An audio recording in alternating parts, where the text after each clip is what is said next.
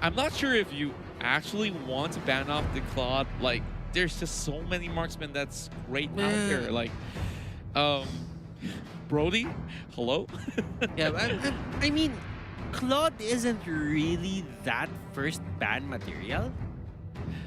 I mean, It's true. Perhaps they are actually looking to actually open some of all the other picks out there by wasting one ban on that Claude, which may or may not affect RQ Hoshi. We know that their hero pool is absolutely wide, so this is honestly not the biggest concern. But for some reason, RQ Hoshi does not want to see a Cho. Knowing for the fact that players like R7 Sin is pretty good at the Cho as well. But honestly, we're going to be seeing a very standard ban coming up next. So we got Natalia, expect Esmeralda, or perhaps a Selena. What else on the list? Brody, I've mentioned it already. So definitely it's up to their liking at this point. RQ Hoshi here, really happy with the results of game number 1. But now they want to make this to 0. Dreammax here with their third ban. They go for a Matilda. RQ Hoshi, are they still gonna go for that templated ban against Dreammax? Since they don't really have to adjust anything, just because they won. Yeah, I definitely think that they don't really have to fix any sort of the composition of their draft. All they have to do is maybe try something new while they have the chance to do so at this point in time. So Matilda is something that sometimes can get really annoying in those really big objective fights, you know, like suddenly a circling eagle goes caw, and you get flanked from an angle that you wish to actually secure, and you don't really have the exit. No better than this time around. So I wonder what Psycho is playing. So starting off with Hamas here. He's going to be going in for the first pick. So Yuzong is available. I think it's a decent first pick material. So Dreammax can definitely consider that. But we got the Brody as well.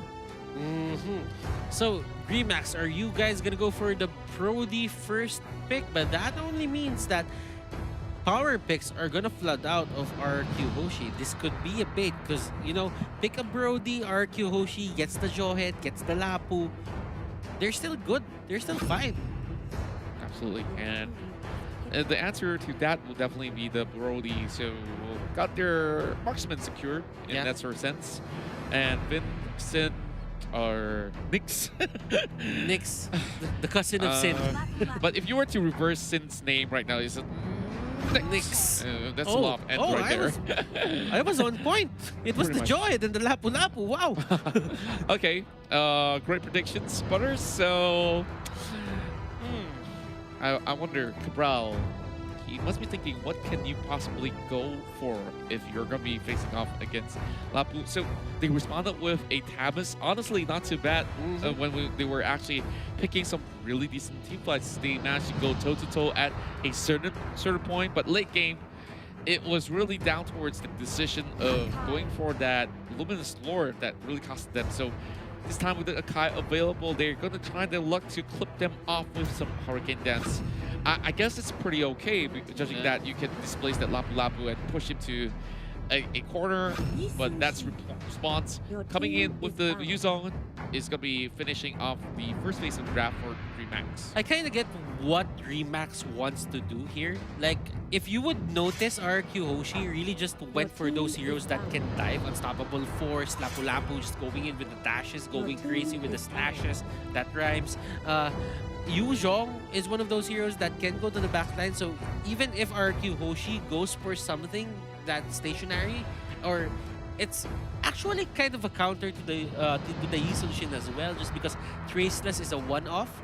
So that means there is this balance against this Akai and Yuzong pick, because seriously, I'm really thinking that RQ Hoshi will just be aggressive all out, and that Akai is going to help them in a sense that if they want to fight, they can use it as initiation. If they don't want to fight, they can force them out and push them back. That's right. And so there is definitely that two-sided mechanism that they can definitely utilize, but hitting it towards the second phase of the ban, I feel Chang ban right here is pretty decent, if I must say. Loyi is something of a standard where you can definitely use the diversion to just get yourself a better position to be either taking the fight head on or escape in that scene. So, Nyx as well as Luis. This from the band here is going to be coming in soon, but you know, Valir is something that honestly is a tough call because there's obviously many other mages that can be picked up right here. But Farsa, I would definitely agree with that. Forza is the ban here. RQ Hoshi. They do not want to give. They do not want our RQ Hoshi to get that. But RQ Hoshi got a bit of a Selena pick here.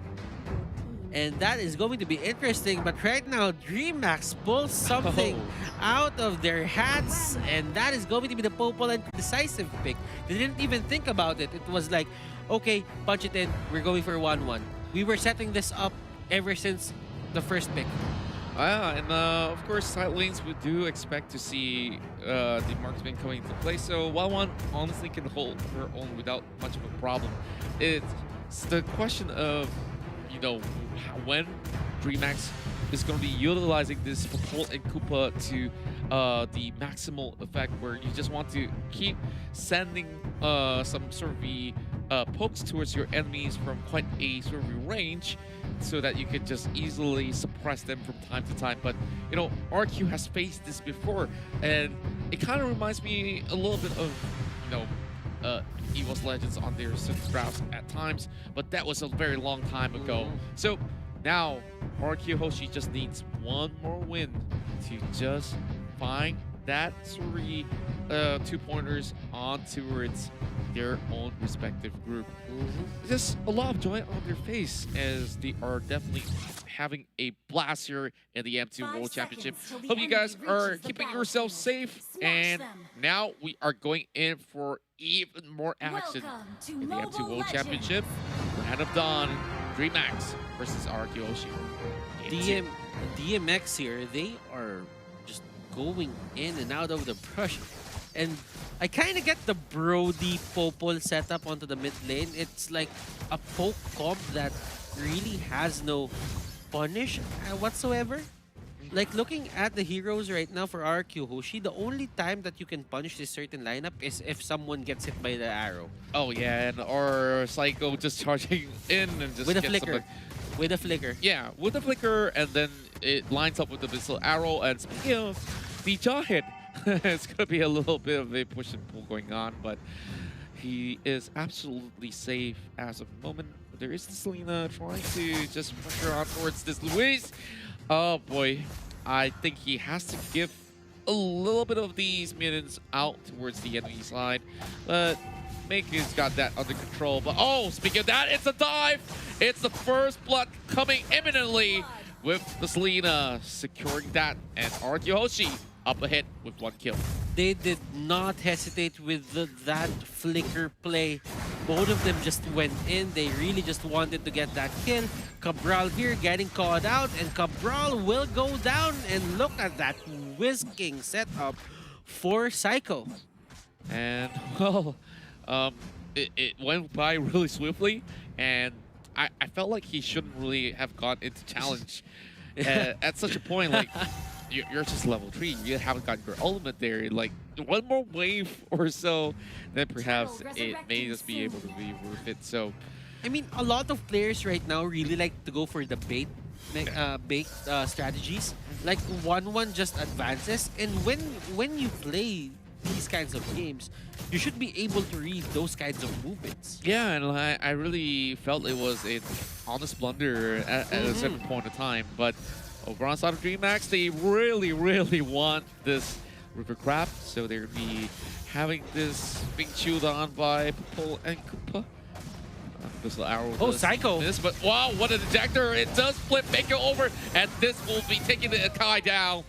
But the rest of Dreammax disengages. They have to just give this one away. Luis still keeping an eye though on towards the turtle, but Vin is giving no hope towards Dreammax on taking this one down. Look at the movement on the map here for RQ Hoshi. It's as if someone is taking a turtle, somebody secures the top lane, somebody secures the mid lane. Like there's no dead lane. As long as they know that Dreammax doesn't have a member there or they want to contest, they will always bring everyone near the area. It's the movement in the map that really sets him apart from other teams. Because if you wanted to fight, then that only means that you'll be more ready. Because it could be a 5v4 or probably a 5v5, and they'll get surprised that they were the ones who set it up, but they were the ones who got, you know, ganked in a way. Yeah, and yeah, really does feel pretty bad about that. And well, Luis gets shot from above, and one more auto attack seals the deal. So Yeah, Soul of Lava doing its work. oh, the buff really does hurt right now, doesn't it? So Nyx being all alone, did you expect this Abyssal Arrow to not hit? And he's just gonna be safe and sound for now. The Brody still needs a little bit more time, and of course is currently not working in his favor in terms of goal. We're already seeing 3,000 up ahead for RQ Hoshi. I'm kind of getting why Dreammax here went for the Popol and Koopa. Because it is an additional unit that can get hit by the Abyssal Arrow. True. And speaking of which, oh, Cabral getting dealt upon, but he's trying to make his way out, but even dragons will fall. Yeah. RQ Hoshi, they are definitely having the best of setups, but there's also a dive being set up over the top side as a counter towards that sort of response, but R7 is waiting on the lines just to find a way to defend Psycho for the moment. But they're going for Vin, and Vin preemptively goes look at into Psycho. Flicker. Look at Psycho, looking at his prey. He was just there, running, you know, happy, joyfully running, and just being so jolly. And he just goes in. I want to give you a big hug. Come here, come here. And everyone on Dreammax just ran from him.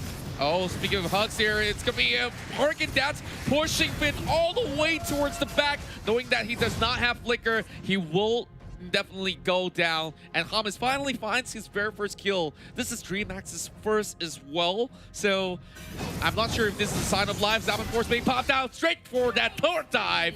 And there goes another one. And that's the 8th kill for RQ Hoshi, looking for number 9. And this will just go in the hands of Psycho. Oh boy. I guess he wanted to actually pass it over to Wiz King, but at this point, does it really matter? Let's call it for a first arc there. And Cabral, that's not the place that you want to be.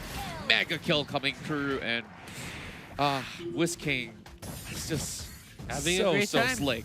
Having a great time. I mean, there wasn't really no contest. Wiz King, even when he, you know, tried to play with their certain playstyle that everyone moves in a certain area of the map, he was still farming at that point. He got priority over mid lane, and at that point on, you know that Wiz King, there is no downtime for his farm. Yeah, and at the moment, already got Demon Hunter's Sword on Wiz King. Zaman Force pop preemptively, but oh boy, Abyssal Arrow straight to the face. What hair, boy? So long, good night. And there goes Make it. Looking for an exit, but Psycho gives him a little bit of room. Like, enough of hugs for now. I guess there's just gonna be giving ways towards RQ Hoshi. Abyssal Arrow does not connect. And the rest of Dreammax says, okay, go ahead, take that turret up top, and doesn't matter anymore. Like, it's just Wiz King just making a little dance. Synth got that bait of despair. Oh, far from above. You know what? Right now, Luis even forced to use the Zaman Force to push away R7. Was that even necessary? He used it in the base. Like, I think he just fat fingered that for the moment. Oh, Psycho goes into the jack. Thomas right there and then. The Brody does not even have a chance to land those auto attacks on towards mid at all. R7, yeah, flexing what they can. They're just the king of kings. Just know this. Turtle, this is the third turtle if I'm not mistaken. And we're not even in Lord territory yet. And yet, Dreammax here, they are forced back to their base. Cabral here, just, you know, going for the Black Dragon form, but you cannot really contest what RQ Hoshi has in terms of firepower. Oh, this might right just now. be it. They are just marching right in. They're just taking one another down. 3 members are off the bat. Of course, taken out of Dreammax, but RQ Hoshi, this definitely looks to be a walk in the park at the moment. RRQ, let's see. They are trying to end this game right here, right now. They aren't even waiting for the Lord. This could be a flex of power. Could be a call to everyone who's here in the M2 World Championship. Well, I guess they're slowly taking their time. They don't really have to rush it all the way through, but okay. Gets caught out. Harken Dance being used up. I feel like at this point, Dreammax... Oh, still gets hit. Yeah. Luis there.